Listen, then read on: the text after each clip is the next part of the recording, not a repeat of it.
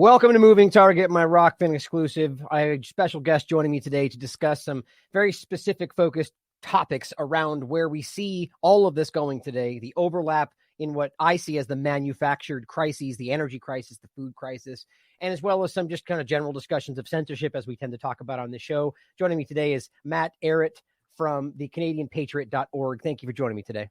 Hey, thank you for having me on, Ryan. Looking forward to this conversation.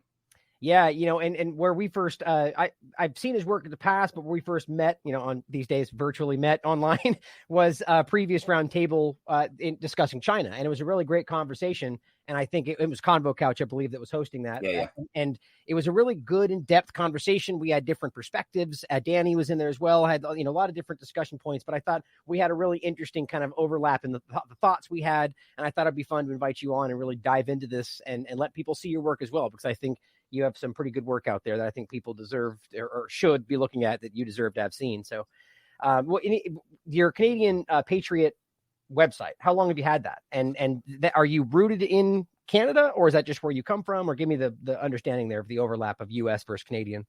Yeah. Well, that is something I set up in the summer of 2012.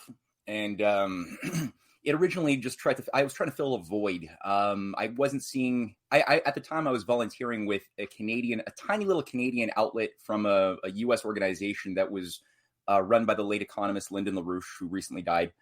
And it was like maybe, 8 or 9 people in Canada, very tiny, but we were using a lot of the material in terms of geopolitical analysis of the oncoming economic collapse, the world situation that was from a purely American standpoint. And it's difficult at a certain point, after doing this for a few years, to convince Canadians that, they have this amount of time to impeach Barack Obama, or, I was like, or even that it influences one or the other. A lot of people still don't pretend that's not the case, that they're basically overlapped and connected, Yeah, exactly. So there's a disconnect. And so myself and a few of my colleagues were like, okay, let's try to figure some stuff out. And we wanted to create a bit of a better picture of what is Canada? What is the deep state? People know about the shadow government in the United States a lot more, but in Canada, we have this weird monarchy thing. You got a privy council above government. What is it? How did it come from? What's the story? So we spent a few years from 2007 onward trying to piece that together. And we started making some discoveries regarding the actual role of Canada. Why did Ben Franklin leave Canada discouraged after he was here for 5 weeks trying to organize to get the colony of Quebec to be the 14th member, joining the other 13 colonies, saying together we would declare independence. And he failed to do that. And so why did we fail to accept the challenge to make the leap? Interesting. And there's a whole story of intrigue, assassinations, threats, Jesuits that played a key role in basically threatening any French Canadian wannabe revolutionary that they would burn in hellfire and be excommunicated from the Catholic Church forever. So there was a lot of sympathy, but at the same measure, you don't want to burn in hell forever just for fighting with Washington. So that was enough to scare them. And a few went and made a platoon, but most didn't. And we stayed loyal to the crown. And that's been sort of like the first, I think, just fallacy that was built upon fallacy over the course of the next 250 years. And so, we started realizing that, no, Canada has more or less been generally a British tool or a chess piece within a great game, used at different times as a wedge between a potential U.S.-Russian relationship, as had nearly occurred in the Civil War and the outgrowth of that. So to really just break the U.S. from its alliance economically with Russia. And at other times, just to directly outright conduct terror operations or assassinations against American presidents, as in the case of Lincoln or JFK, both of whom had assassins deployed from Canada, from Montreal specifically, where I live. That's sort of like the ugly picture. So I set up the Canadian Patriot because we couldn't get anybody to publish the material. It was a bit out of left field for a lot of people who like the popular narrative. So I was like, well, let's do it ourselves. And we built the platform. We started producing magazines, and it's been a trial and error process ever since.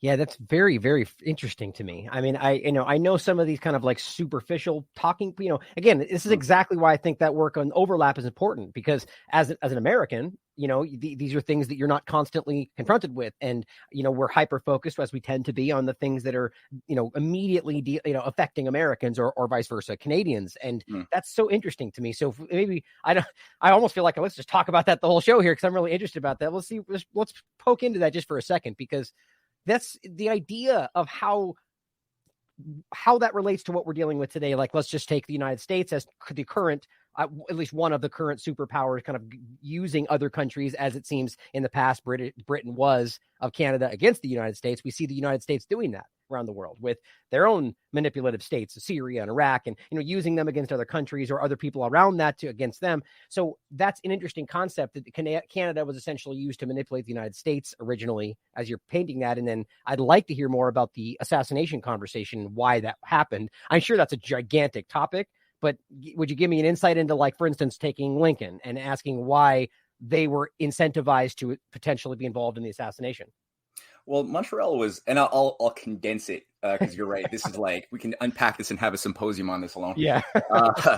But there's a great book called Montreal City of Secrets, written by Barry Sheehy in 2017. It's a really good book. And it really just sheds light on the Confederacy intelligence operations of Montreal, Toronto, and Halifax, which were provided completely by, British Canada gave the Confederacy full powers to operate openly in Canada. And, you had throughout the entirety of the Civil War, everyone just focused on the, North versus slave power South dynamic. And they missed the fact that there was a second Confederacy operation. So you had the Southern Confederacy pushing for their own separate pro-British state. But then you also had a Northern Confederacy operation that Britain was also running. And so when you look at people like George Saunders, I don't think it's related to Colonel Saunders, though he was a colonel of KFC fame, but he was the key guy who was known as the Mazzini operative of the Confederacy, who ran the Montreal branch of the Confederate intelligence operations. Now, he was under the Pierce administration, Franklin Pierce, who was a Freemasonic anarchist president in the United States, who brought in, Jefferson Davis, a lot of the key figures who went on to run the Civil War later on, were all part of his executive branch. And they were all interfacing very closely with Mazzini, who was working, in Europe to create these young Europe anarchist movements, along with Palmerston, as part of this, weaponize the disenfranchised young people to disrupt and destroy target nations you want to destabilize. People like Engels were sort of weaving in and out of these operations. And I think that understanding Marx and Engels without looking at the growth of these Mazzini networks would not get you very far. But so you had deep branches, and it was called the Young America Movement. Albert Pike was a key figure who was in correspondence with Mazzini, and so was Saunders. Booth, John Wilkes Booth, was up here for 5 weeks at the St. Lawrence Hotel, which was the base of operations. And he was given his orders, pay. He got in his hotel after he killed Lincoln. They did a little search and found a $500 bill signed by what's his name, the president of the Bank of Ontario, which is ironically in Montreal, who then became mayor of Montreal. Forgot his name, but they found basically direct bills. He had been receiving his orders, his commands, and the entire apparatus that he was a part of was running terrorist operations from the north. The Albany raids. There were literally about 40 or 50 different terrorist operations run from Canada down north, run by Confederates. So that's, again, part of our history that we don't get to know very much about. To what end? What were they trying to, like, if, something simple, what were they trying to accomplish by doing that? What was the end they were trying to stop? Undo 1776. Okay. Just basically reabsorb the British Empire. Basically what Cecil Rhodes called for in 1877, like reabsorb the belligerent colony back into the fold of the British Empire. Mm-hmm. That was sort of the manifesto that gave rise to the Rhodes Scholarship Fund, the entire CFR roundtable movement that went and infiltrated and created fifth columns inside of the United States. That was really what they were trying to do. And Cecil Rhodes was just trying to correct why it failed.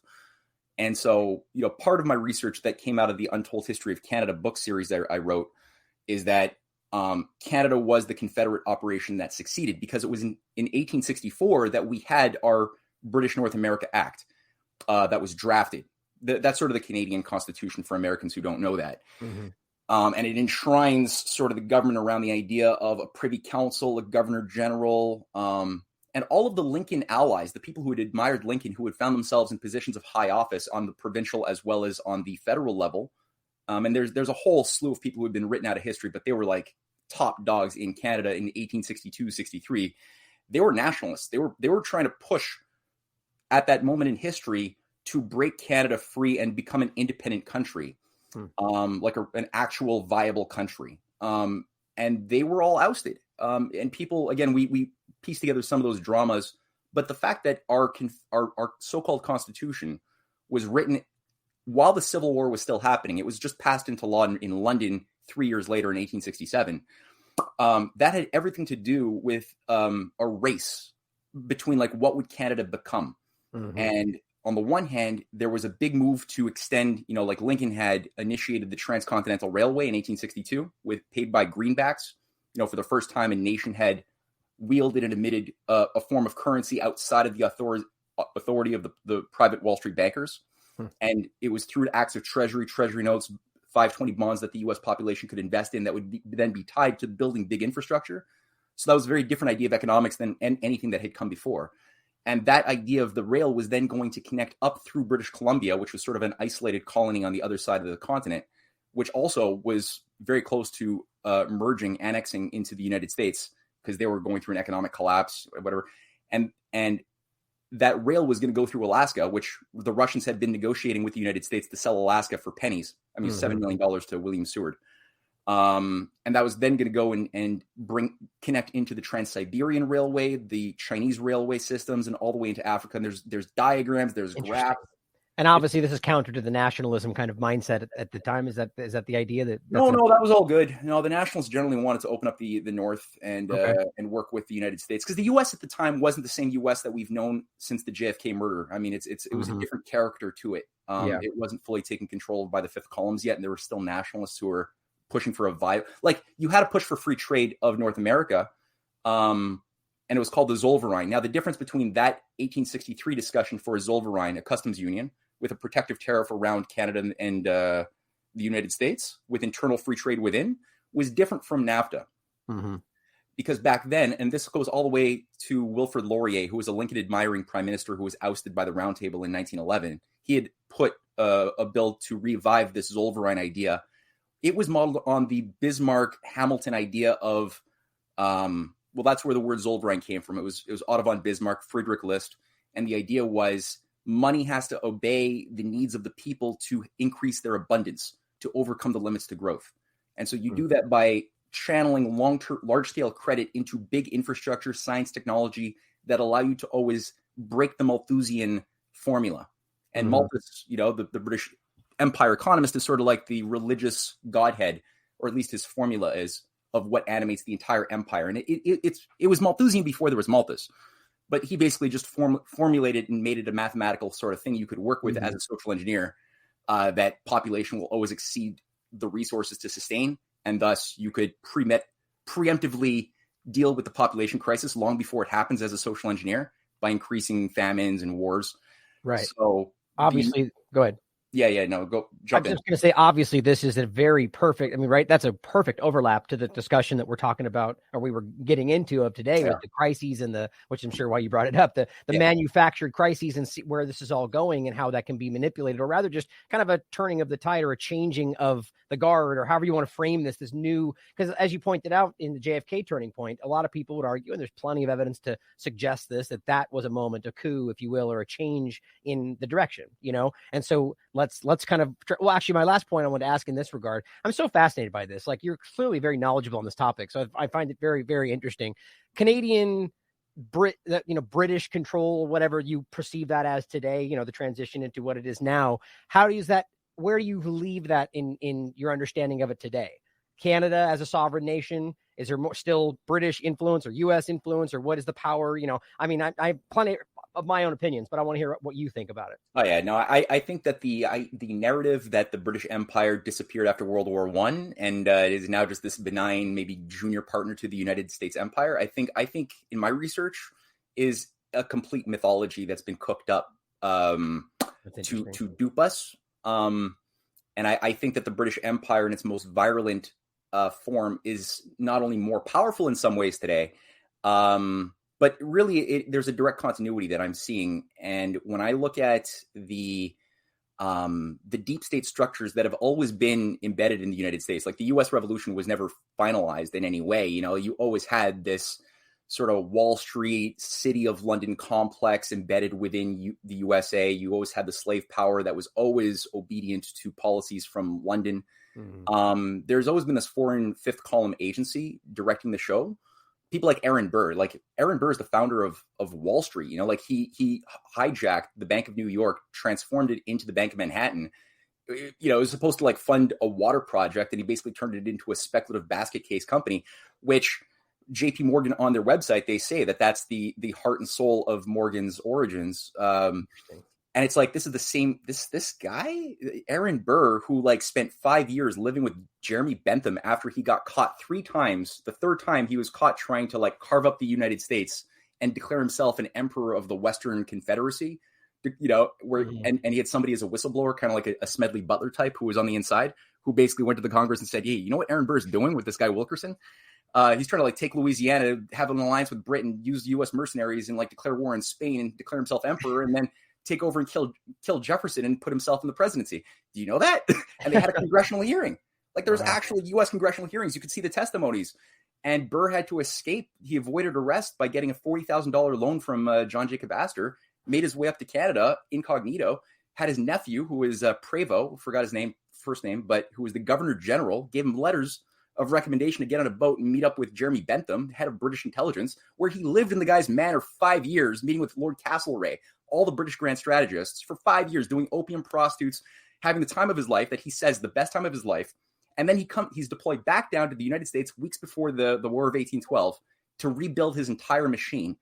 I mean, why don't we know this? Like, you know, this is like, it solves so much when you just like look at the fact that, no, this thing that took over JFK's dead body didn't emerge in a vacuum. You know, there's a continuous process that killed Lincoln, that killed McKinley, that killed Garfield, before that killed Harrison and Zachary Taylor, the 2 presidents that everyone forgets about, who were Whig presidents who were trying to revive a certain policy based on constitutional economics. One died after 3 months. The other one died after 2.5 years. Both of them were trying to do the same damn thing before Lincoln got killed. And then you have like, you know, a whole fight of the 20th century. And if you don't know that, you don't understand why Warren Harding, or why did McKinley die? What killed him in 1901? Why did the U.S. change its character completely and went full empire under Teddy Roosevelt? Mm-hmm. What about Warren Harding? Why did he die of oysters? What about the battles he was waging with the League of Nations to stop a one world government from happening when it came really close?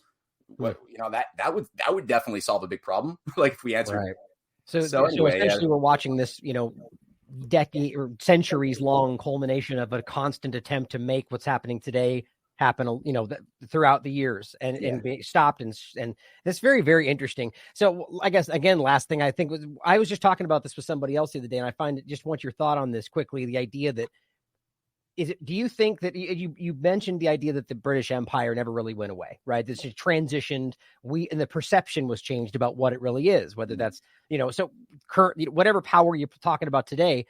Do you think that the idea like of a monarchy essentially was an earlier form of that, where my argument is that monarchies, or rather the idea that they perceive themselves as having the divine right to rule, never went away, that they just transitioned our perception of what that is. And the democracies we think we're under today are just the same, you know, overarching entities throughout the years, family lines, whatever, that have just convinced us a long time ago that we were allowed to have a say when we never really did. I mean, what are your thoughts on that?